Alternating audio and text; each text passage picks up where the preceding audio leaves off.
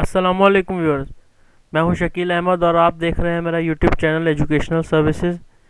और आज की ये वीडियो है पीएसटी पास्ट पेपर के उन 30 एमसीक्यूज़ के ऊपर जो बहुत दफ़ा रिवाइज हुए हैं और अक्सर ही आते रहते हैं आम पेपर्स में भी, एनटीएस के एग्ज़ाम्स में भी, और जो बहुत ही ज़्यादा इम्पॉर्टेंट हैं और बहुत ही ज़्यादा आम हैं और जो हम सबको मालूम होने चाहिए। तो सबसे पहले हमारा एमसीक्यूज़ है जो है सोशल स्टडीज़ जीके के पेपर से। The well known animal of hot desert region is A kangaroo, B crocodile, C valley, D camel.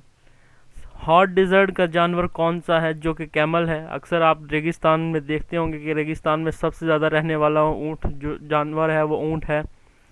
और सेकंड हमारा है जो क्वेश्चन है, pick the odd one out. Pick the odd one out का मतलब है इनमें से सबसे ज़्यादा अजीब चीज़ को मुंतखब करें।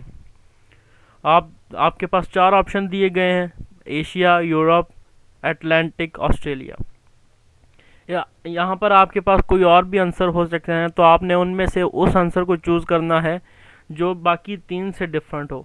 Pick the odd one out का मतलब है सबसे अजीब चीज़ को मुंतखब करें कि एशिया कॉन्टिनेंट है, यूरोप कॉन्टिनेंट है, ऑस्ट्रेलिया भी कॉन्टिनेंट है बट अटलांटिक कॉन्टिनेंट नहीं है, इसलिए अटलांटिक एक क्वेश्चन है, इसलिए अटलांटिक इन तीनों से मुख्तलिफ है, तो इसका आंसर है अटलांटिक। थर्ड हमारे पास है, day and night are caused due to rotation of earth, revolution of earth, spinning of sun, motion of moon. दिन और रात किस वजह से होते हैं? रोटेशन ऑफ अर्थ के रोटेशन की वजह से दिन और रात होते हैं, ना कि रेवोल्यूशन ऑफ अर्थ की वजह, स्पिनिंग ऑफ सन की वजह, ना कि मोशन ऑफ मून की वजह से। Indus plain is situated in dash, India, Pakistan, Bangladesh, Sri Lanka. Indus plain is situated है पाकिस्तान में। एंड पांचवा हमारा क्वेश्चन है, first prime minister of Pakistan. बहुत से स्टूडेंट को यही नहीं पता होता कि पाकिस्तान का फर्स्ट प्राइम मिनिस्टर कौन था। अक्सर लोग कायदे आज़म को पाकिस्तान का फर्स्ट प्राइम मिनिस्टर समझते हैं, लेकिन ये बिल्कुल ही गलत है। पाकिस्तान के फर्स्ट प्राइम मिनिस्टर का नाम है लियाकत अली खान। लियाकत अली खान पाकिस्तान के फर्स्ट प्राइम मिनिस्टर थे और कायदे आज़म मोहम्मद अली जिन्ना जो कि प्रेसिडेंट थे पाकिस्तान के पहले। 6वां हमारा क्वेश्चन है, dash is the second most populous country of the world. दुनिया की सबसे ज़्यादा आबादी वाला मुल्क कौन सा है दूसरे नंबर पर? जो कि इंडिया है। चाइना पहले नंबर पर सबसे ज़्यादा पॉपुलेटेड कंट्री है और इंडिया दूसरे नंबर पर पॉपुलेटेड कंट्री है दुनिया में।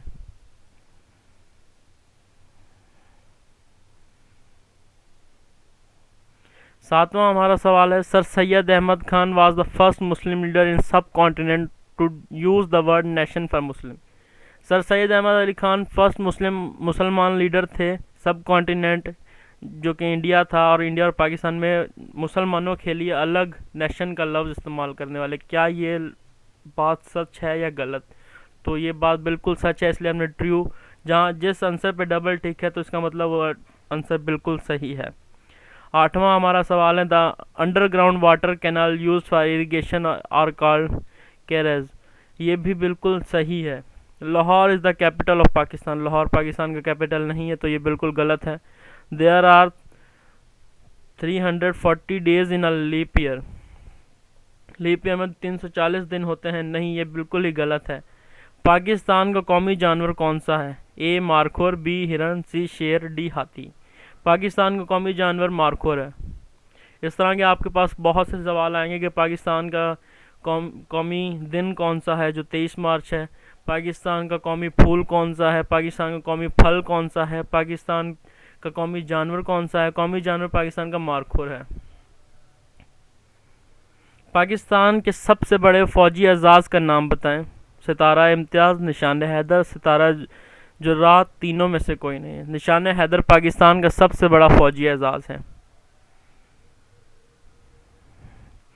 पाकिस्तान का कौमी तराना किसने लिखा? हफीज़ जलंधरी, लामा इकबाल, मौलाना मोहम्मद अली जौहर, मौलाना शौकत अली। पाकिस्तान का कौमी तराना हफीज़ जलंधरी ने लिखा था। आप ये सब आंसर अपनी एक नोटबुक में नोट करते जाएं ताकि आपको पेपर वाले दिन मुश्किल ना हो और आपको आसानी से याद हो जाए। पाकिस्तान का कौमी पौधे का ज़मीन से ऊपर वाला हिस्सा क्या कहलाता है? तना, पत्ते, फल, फूल।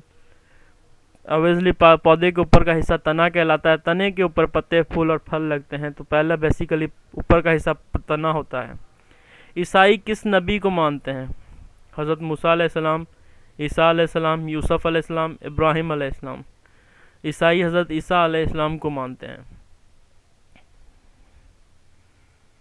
सेकंड है कुछ इम्पोर्टेंट क्वेश्चंस हैं जो कि साइंस से लिए गए हैं। उनमें से सबसे पहला, there are dash elements of life. Life के कितने एलिमेंट्स हैं? 4, 3, 10, 2, 4। एंड सेकंड है, dash is not fundamental particle of atom. इनमें से कौन सा वो है जो फंडामेंटल पार्टिकल नहीं है एटम का? इलेक्ट्रॉन, प्रोटॉन, न्यूट्रॉन, वो तीनों हैं। तो जो हमारे पास लास्ट बचता है ऑर्बिट। ऑर्बिट हमारा एटम का पार्टिकल नहीं है।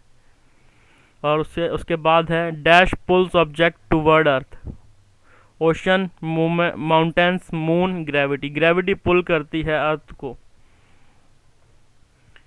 If the blood fails to clot they will the deficiency of in the body.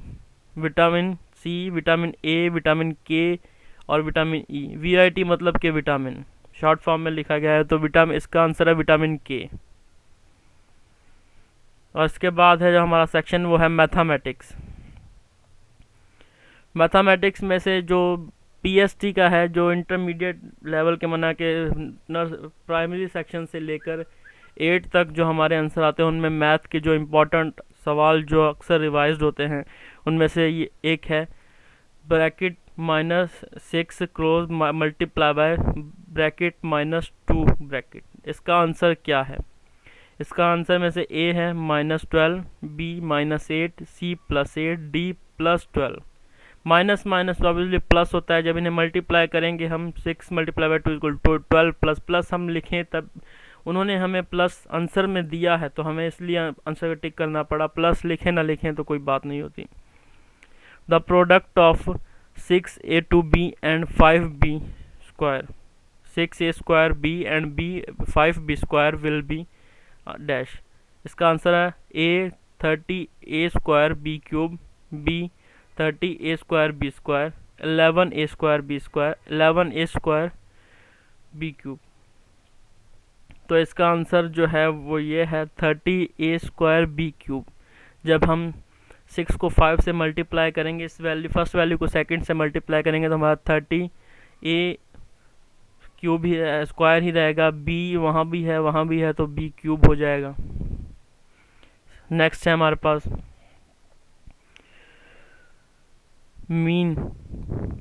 Mean का जो फार्मूला लिखा गया है, sum of number mayor divided by number of mayors. क्या ये फार्मूला मीन के लिए सही है या गलत है? ये फार्मूला मीन के लिए बिल्कुल सही है। सम ऑफ नंबर्स को टोटल करके, जो हमारे पास डेटा मिला है उसे हम टोटल करके जो वैल्यू हमें मिलेगी उतने नंबर के साथ, जो हमें डेटा के नंबर्स हैं उनके साथ डिवाइड करने का फार्मूला है मीन। ये फार्मूला बिल्कुल सही है। उसके बाद null set is a subset of every set. Null set subset होता है तमाम सेट्स का, इसलिए ये ट्रू है। 9 is greater than 10, it's false, ये बिल्कुल गलत है। 9 छोटा होता है 10 से। उसके बाद है हमारा A, set A equal 1 2 3 4 and so on, then set A will be. यहाँ पर हमारा सेट A क्या है? Finite set, infinite set, subset, empty set. यहाँ पे इनफाइनाइट सेट, यहाँ पे हमें कोई लिमिट नहीं दी गई है। 1 से हम सेट हमारा चल रहा है और आगे सो ऑन, तो इसलिए ये इनफाइनाइट सेट है।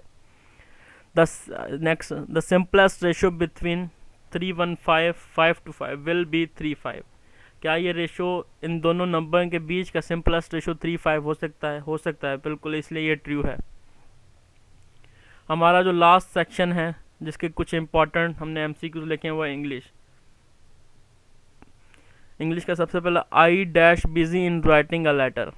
आई एम, इसका बहुत ही सिंपल है, I am busy in writing a letter.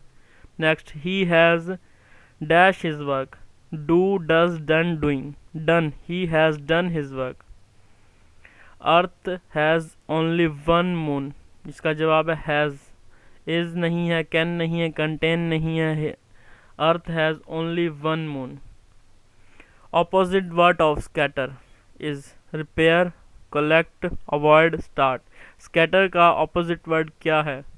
Scatter का मतलब है बिखरना, कलेक्ट मना के जोड़ना, तो इसका ऑपोजिट वर्ड कलेक्ट ही होगा, रिपेयर नहीं होगा, अवॉइड नहीं होगा, स्टार्ट नहीं होगा। कलेक्ट इसका स्कैटर का ऑपोजिट वर्ड है। इसके साथ यहाँ पर हमारी ये वीडियो ख़त्म होती है और इंशाल्लाह मिलेंगे नेक्स्ट वीडियो में अपनी और इन्फॉर्मेशन के साथ। बने रहिए हमारे चैनल पर एजुकेशनल सर्विसेज को। प्लीज़ हमारे चैनल को सब्सक्राइब करें और अपने दोस्तों के साथ शेयर करें इस इंफॉर्मेशनल वीडियो को भी। Thank you.